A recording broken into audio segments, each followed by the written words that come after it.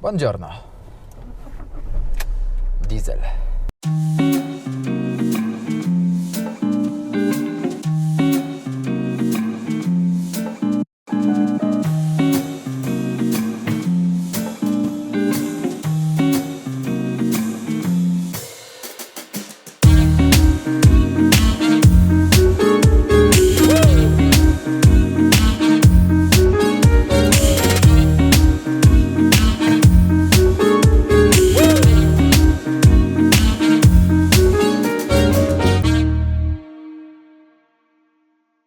Witajcie w programie Samce Alfa. Jest to magazyn internetowy w całości poświęcony włoskiej marce samochodów Alfa Romeo. Ale nie będzie to kolejny zwykły program motoryzacyjny. Co prawda w każdym odcinku będziemy opowiadać Wam o konkretnym modelu Alfa Romeo, ale przede wszystkim skupimy się na jej właścicielu, na maniaku, pasjonacie, który pała wielką miłością do swojego samochodu. W dzisiejszym odcinku pokażemy Wam 159 Mariana, krakowskiego aktora, konferencjera, który na co dzień jeździ właśnie tym samochodem. A oto on. Alfa Romeo 159 to nie tylko według dziennikarzy najpiękniejszy samochód w swojej klasie. Jego premiera miała miejsce już ponad 10 lat temu, a do dzisiaj prezentuje się wyśmienicie, no i w ogóle nie wygląda na swoje lata. Zresztą tak jak mój dzisiejszy gość Mario. Cześć. Witam serdecznie. No, co mogę powiedzieć? Wiele razem przeżyliśmy, ale dbamy o siebie nawzajem, dlatego dobrze się trzymamy. To widać. Mario, skąd miłość do Alfa Romeo? Nigdy nie lubiłem płynąć z prądem. Z całym szacunkiem do właścicieli Golfów czy Passatów, natomiast to jest auto dla ludu. Nie chciałem mieć auta dla ludu, chciałem mieć auto dla siebie. Nie jestem wielkim fanem motoryzacji, a Alfa Romeo to auta dla miłośników, dla pasjonatów. I doszedłem do wniosku, że skoro już kupuję sobie jakiś samochód, to chciałbym, żeby on się czymś wyróżniał. Dlaczego właśnie Alfa Romeo 159?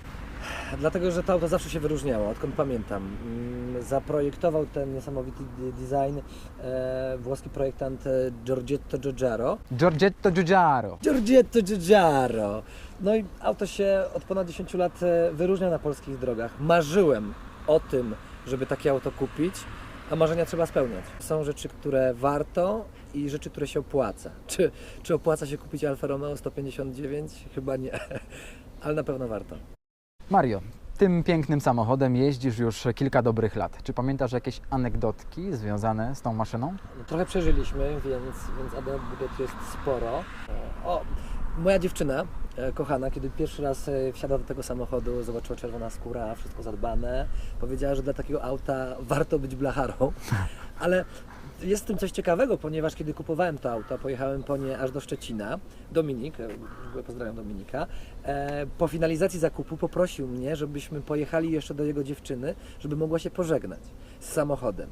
Więc jaka z tego puenta? Nie tylko pasjonaci kochają 159, ale i kobiety pasjonatów również. No, trudno nie kochać tak pięknego samochodu. Nie wiem, czy wiecie, ale ta bestia, ta maszyna, to nawiązanie do Alfetty 159, modelu z roku 51, którym, uwaga, zdobyto Mistrzostwo Świata Formuły 1.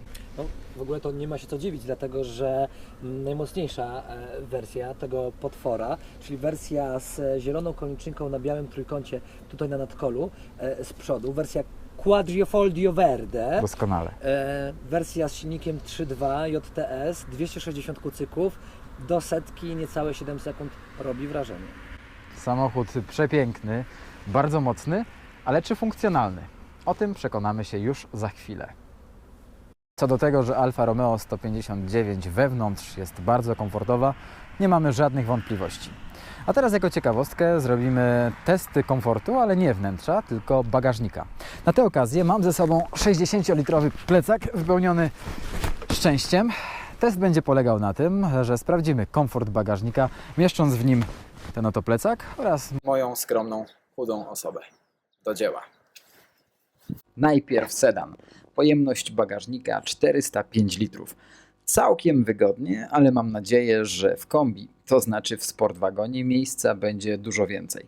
Bo nazwać Alfę kombi to tak jakby powiedzieć o Multipli, że to zgrabny hatchback. Ten większy ma tylko 40 litrów więcej, ale jest całkiem wygodny. No to porozmawialiśmy sobie dużo o tym, co na zewnątrz, a teraz porozmawiamy o tym, co w środku, czyli prawdziwe serce i dusza tego samochodu. Przepięknie zaprojektowany. Kolorystyka, czyli w tym wypadku czerwona skóra, chromowana deska rozdzielcza, zegary skierowane w kierunku Do kierowcy. tak. Nie tylko dodają sportowego charakteru temu samochodowi, natomiast Podkreślają taki indywidualny charakter. Dokładnie tak. To jest człowiek, który... Ja na przykład uwielbiam tym autem jeździć w trasy. Jak jedziesz w trasie, to po prostu jakbyś jakimś, nie wiem, kosmicznym krążownikiem przemierzał galaktykę. A siedzi się wygodnie, tak jak w salonie, na fotelu, przy kominku. Jeśli chodzi o zestaw nagłaśniający, jest on również w tej opcji fabrycznej wystarczający. Jedyny minus to to, że nie ma zmieniarki płyt, ale z tym problemem też można sobie bardzo łatwo poradzić. Rzeczywiście, w środku Alfa Romeo 159 jest równie piękna jak na zewnątrz. No ale chciałbym zapytać jeszcze o jedno. W wielu recenzjach i testach prowadzonych przez dziennikarzy, także mechaników, Alfa Romeo 159 jest chwalona nie tylko za design i komfort, ale także za wysoką bezawaryjność. Nie tylko w porównaniu do poprzednich modeli Alfa Romeo, ale także do konkurencji w tym segmencie. A jak jest naprawdę z tą awaryjnością? Tak jak powiedziałem Ci na początku, czy opłaca się kupić to auto? Może niekoniecznie, ale czy warto? Zdecydowanie tak. Dlaczego tak powiedziałem? Dlatego, że jeżeli musimy coś wymienić,